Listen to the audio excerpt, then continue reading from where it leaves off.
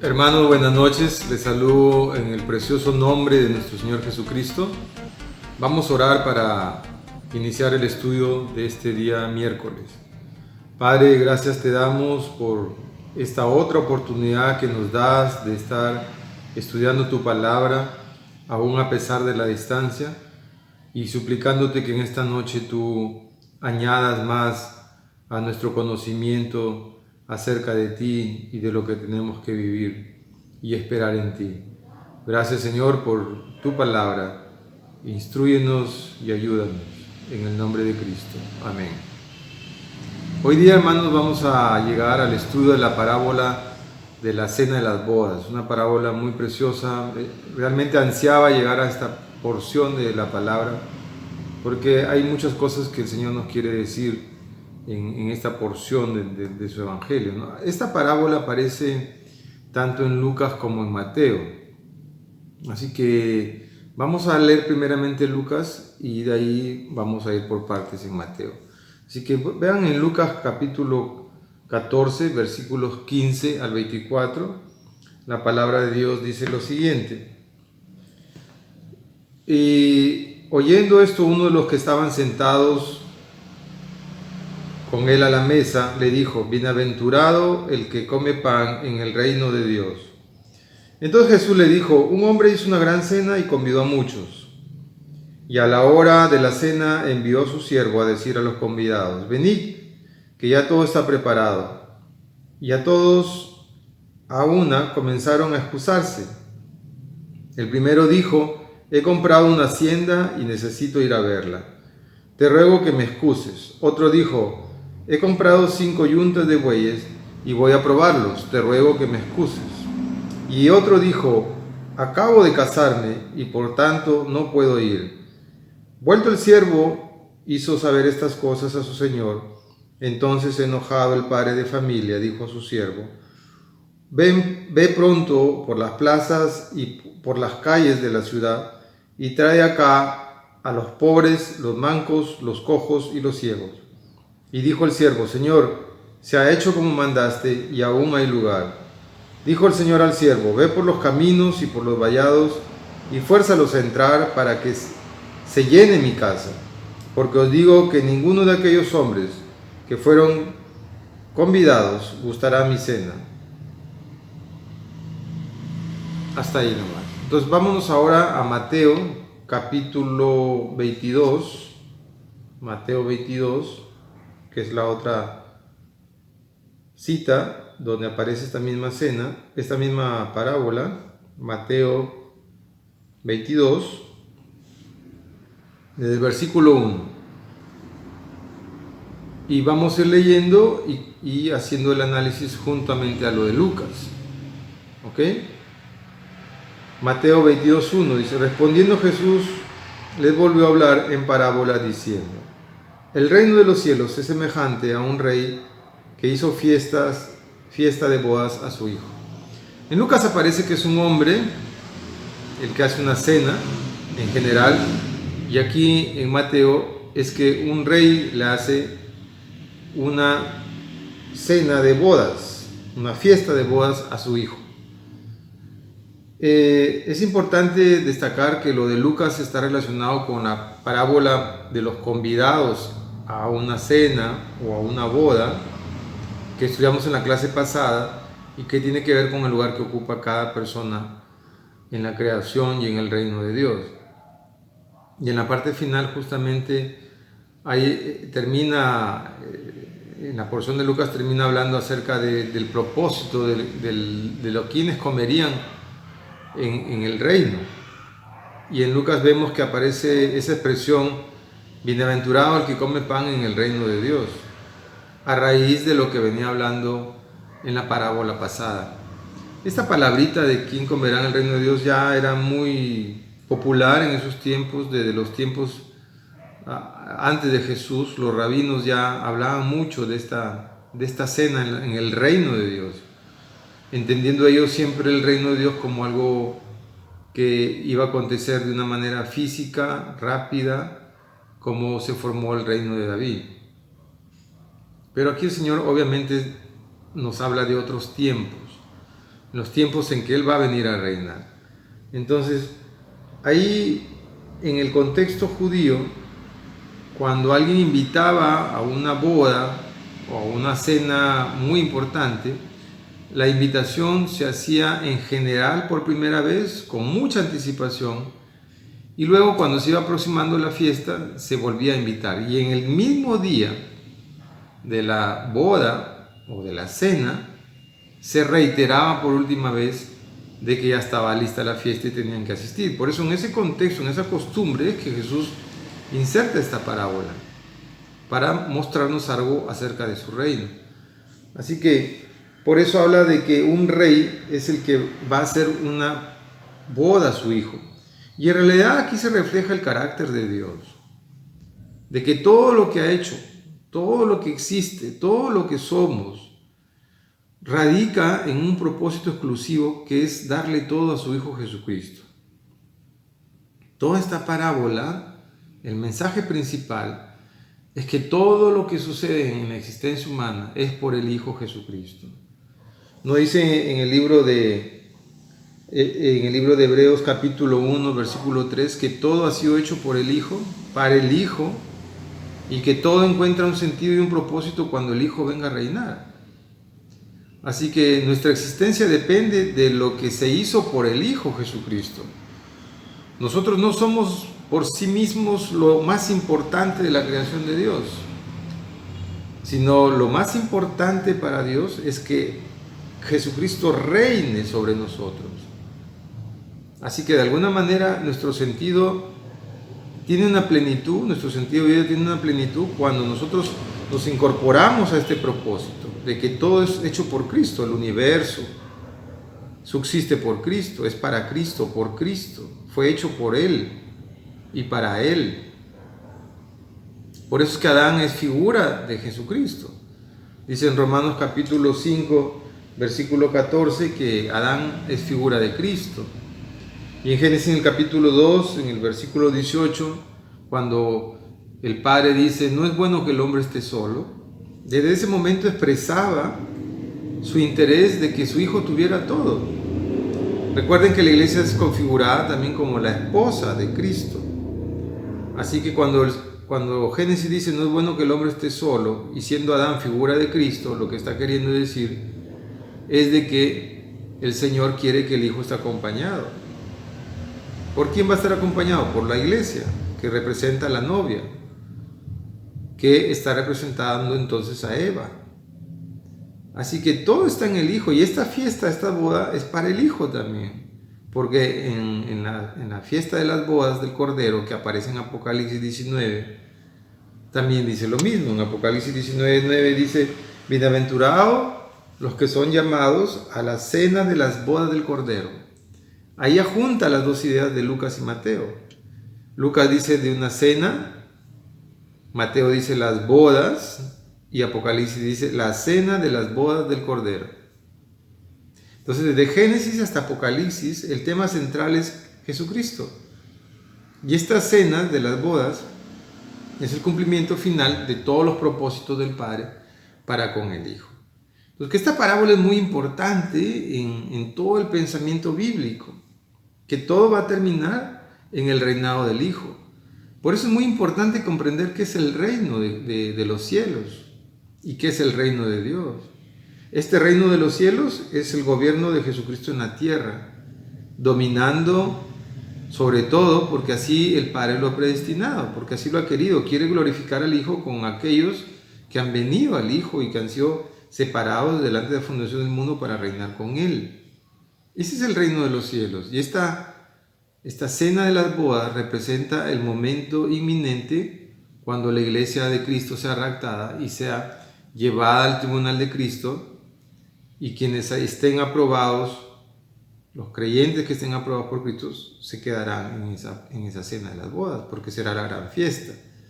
Será la recompensa final de todo lo que le aconteció a la iglesia durante siglos, y será la recompensa final para cada uno de nosotros. Nuestra recompensa, hermanos, termina en esa cena, y es la culminación y el inicio, además, de una época nueva en nuestras vidas. Entonces, ese es el carácter que se refleja aquí, cuando dice en el versículo 2 que el reino de los cielos es semejante a un rey que hizo fiesta de bodas a su hijo. Esa es la idea central, a su hijo. Ese reflejo pues se ve, hermanos. Cristo representa el primer llamado principal, como lo vamos a ver en el desarrollo de la parábola. Con Jesús empieza el llamado a la fiesta, ¿no? Jesús toma el modelo de ese entonces y Jesús es el que primero empieza a invitar, luego siguen los apóstoles, luego siguen los demás, la primera iglesia primitiva, luego sigue la iglesia y a través de los siglos toda la iglesia es la que representa a quienes están invitando continuamente al mundo a que vengan a esta cena. Y en medio de esa invitación han habido muchos sucesos, pero la invitación es continua. Entonces, desde que Cristo viene, Cristo es el principal invitador para esta cena. Es como que Él sale a invitar a su propia cena, a su propia boda, ¿no? Cómo es que el Señor no solo convoca, sino que además usa a Cristo para convocar. Eso es maravilloso, hermano. Dice Lucas 14:17, en la cita pasada, en la cita anterior que leíamos, que ya todo está preparado, que la hora ha llegado y es necesario entonces que se empiece a realizar la cena. Pero empiezan a aparecer entonces unas excusas ahí, unas excusas que de alguna manera reflejan la conducta humana y aún puede reflejar la conducta de un creyente. Las excusas todas son vanas en realidad, todas las excusas son vanas, porque ninguna en sí tiene valor para contrarrestar lo que el Señor está promoviendo en esa invitación. O sea, ninguna tiene una categoría suficiente para decir realmente quedas excusado. Y en eso el Señor es contundente. No, el Señor no soporta las excusas que la humanidad puede poner. Todas son vanas. La única excusa, digamos, más o menos aceptable podría ser la del novio, ¿no? Si ustedes leen en Deuteronomio 24:5, van a ver ahí que al novio se le concedía durante un año viva solo haciendo feliz a la esposa. Y en ese año no podía trabajar, no podía ir a la guerra, no podía dedicarse a nada. Solo se dedicaba a hacer feliz a su esposa, porque el Señor conoce la psicología de las mujeres. Y en ese año pues el hombre se tenía que dedicar a amarla delicadamente, a comprenderla, a conocerla totalmente. Un año de luna de miel. Esa luna de miel, esas eran verídicas, no como las de ahora, ¿verdad?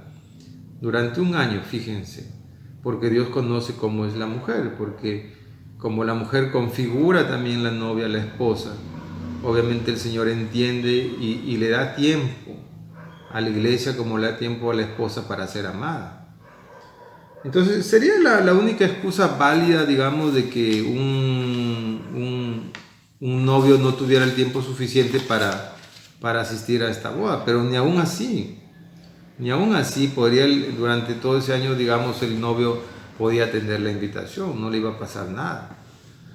Pero son excusas que de alguna manera podríamos dedicarle tiempo a explicarlas, pero que no es parte del propósito del estudio. Pero son excusas vanas, son excusas vanas.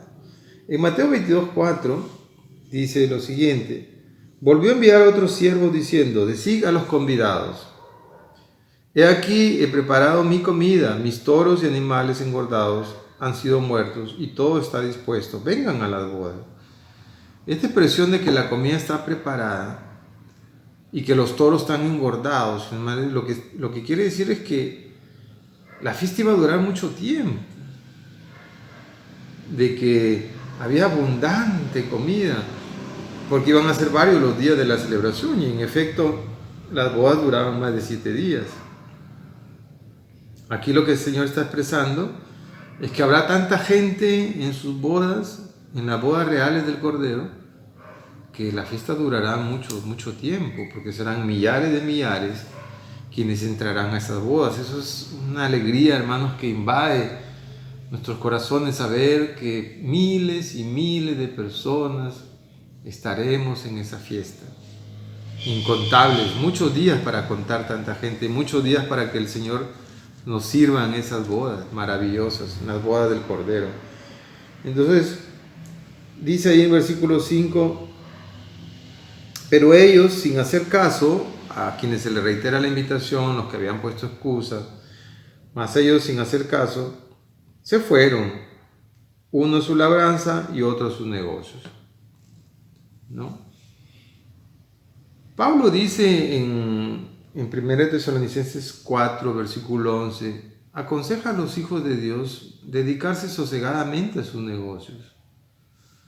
Pero los negocios nunca pueden ser un obstáculo para el servicio a Dios.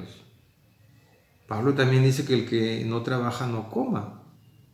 Pero nada de lo que hacemos en nuestra vida ordinaria puede ser un obstáculo para venir al reino de Dios, para dedicar nuestro servicio y nuestra vida completa al Señor. Nada de eso debe ser un obstáculo. Pero ellos buscaron esa excusa reiterada. Se fueron, no obedecieron al llamado y se fueron, ofendiendo al Señor, ofendiendo esa invitación, ¿verdad? Versículo 5 dice, versículo 6 dice, y otros, tomando a los siervos, los afrentaron y los mataron. No solo el mundo pone excusas, o un creyente a veces pone excusas, pero a veces la excusa va más allá. Y el mundo no solamente pone excusas para ir a Dios, sino que además afrenta a los hijos de Dios y afrenta al mismo Dios. Dice aquí que estos que habían sido invitados empezaron a afrentarlos. Dice textualmente en versículo 6, los mataron, no solo los afrentaron, sino que los mataron.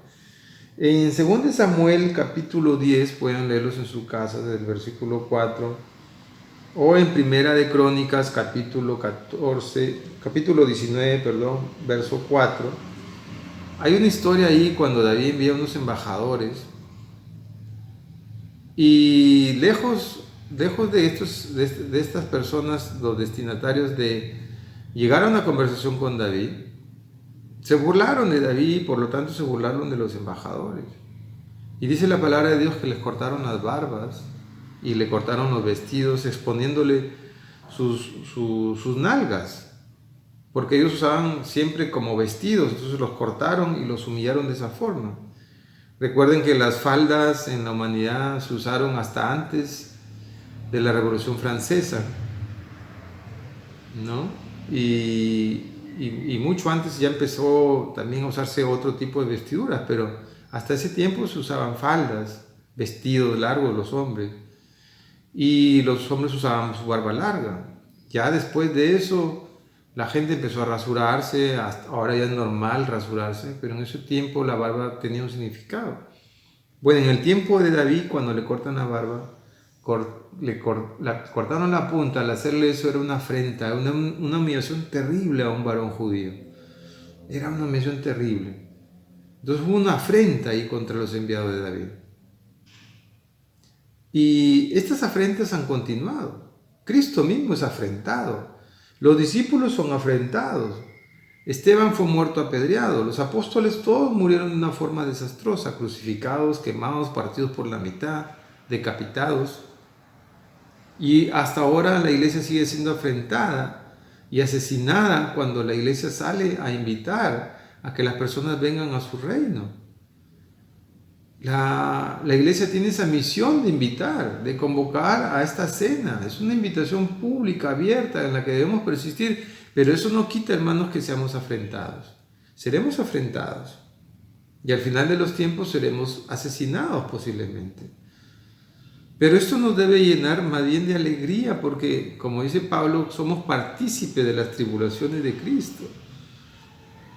Y eso va a darnos un mayor peso de gloria en el día de la resurrección. O sea, el Señor está anunciando aquí que seremos afrentados.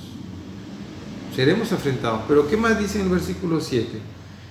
Al oírlo el rey se enojó y enviando sus ejércitos destruyó a aquellos homicidas y quemó su ciudad. La venganza es del Señor. Todo creyente que sea afrentado será vengado por el Señor. ¿Cuántas veces nosotros nos sentimos afrentados, hermanos? Cuando predicamos el Evangelio, cuando queremos imponer la palabra de Dios, e imponerla no porque seamos tiranos, sino porque amamos al Señor y amamos su palabra. Y queremos que la palabra de Dios se respete.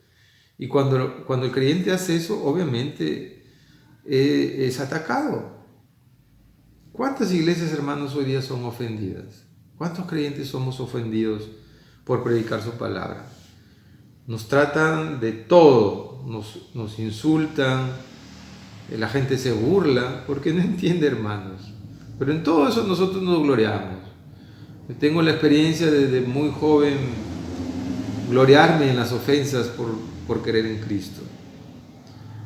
Y hasta ahora nos seguimos gloriando en esas tribulaciones.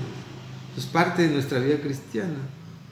La promesa del Señor es que Él nos vengará, y en efecto parte de esta profecía se cumple en el año 70 después de Cristo, cuando el emperador Vespasiano envía al general Tito a Jerusalén y a destruir toda la ciudad. Y toda esa generación que juró ante la cruz de Cristo que su sangre cayera sobre ellos, en efecto ese año sucedió. Esas generaciones y las posteriores fueron asesinadas y matadas, porque ellos pidieron que la sangre de Cristo cayera sobre ellos y sus generaciones. Y es así que se cumple esta porción de la palabra proféticamente, y se va a cumplir al final de los tiempos. Nosotros seremos vengados por toda afrenta que se haga contra nosotros. Por eso el Señor dice que mía es la venganza.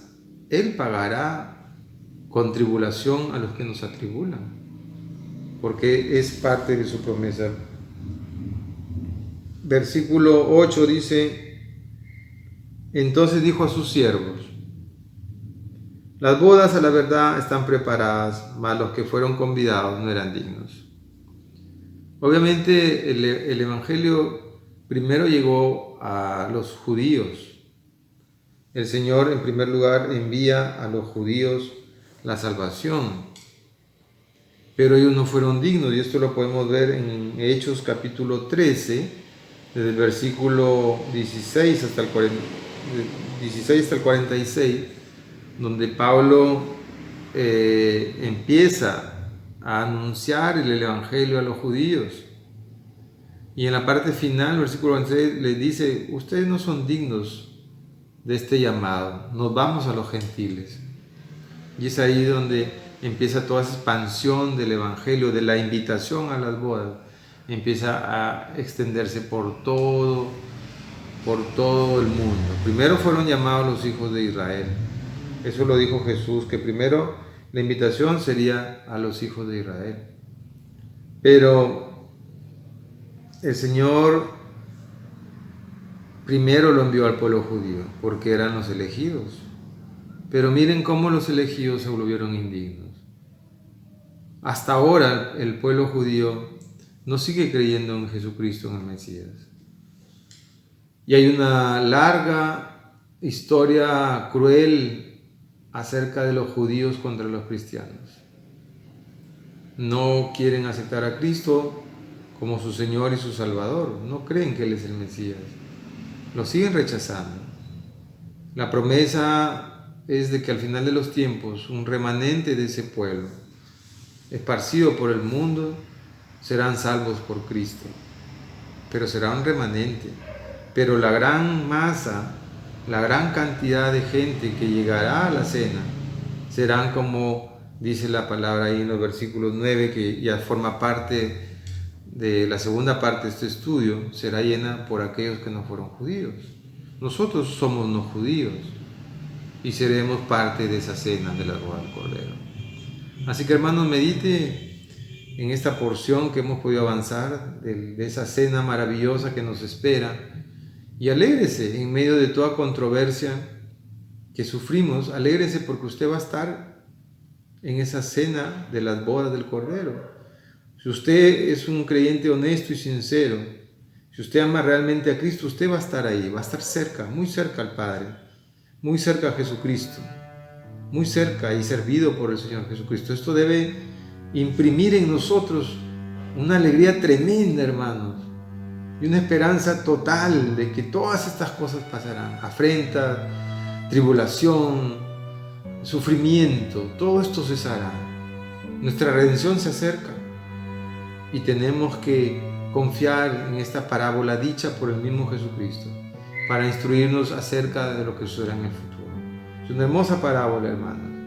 Medítenla y compártala. Y la próxima clase nos vemos para terminar esta hermosa parábola. Vamos a orar. Señor, gracias te doy por este tiempo y porque nos sigues prometiendo a través de toda tu palabra que todas las cosas son hechas por ti y que nosotros tenemos sentido, cobramos sentido en nuestra vida cuando te amamos y te adoptamos como nuestro Señor y Salvador, cuando tú nos haces formar parte de tu familia. Ayúdanos, Señor, que esta esperanza de llegar a la cena de la boda del Cordero sea una esperanza real en nosotros. Motívanos, ayúdanos, Señor. Queremos estar en esa fiesta, en esa gran fiesta donde te daremos todo el honor y toda la gloria. Gracias, Señor, por tu palabra. Ayúdanos y bendícenos. En el nombre de Cristo. Amén. Dios los bendiga, hermanos, en nombre del Padre, del Hijo, del Espíritu Santo. Y viva feliz, porque usted llegará a esa boda. Amén. Dios los bendiga, hermanos.